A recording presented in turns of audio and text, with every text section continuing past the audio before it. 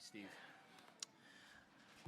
Before I get in the sermon, I just want to thank everyone who came out to Brother Bob Goodwin's funeral yesterday.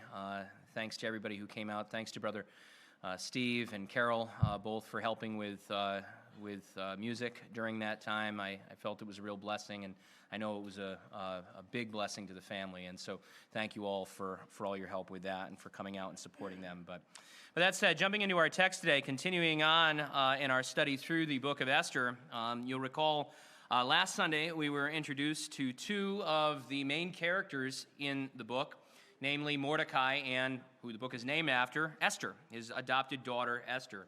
And we looked last week at how they remained faithful to God despite being exiled, despite being under the evil rule of the evil Persian King Ahasuerus, even in the face of that sick decree that he made.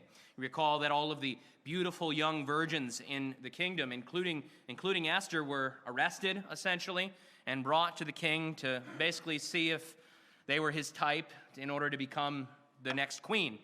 And as we also read in the providence of God, Esther, as we saw, would become that queen, which is part of the story that we're actually going to return to in chapter 4 when we get there. But as we pick up at the end of chapter 2, verses 19 to 23, we see Mordecai's continued faithfulness and his continued godliness as he becomes aware of a plan of some of Ahasuerus' servants, some of his eunuchs.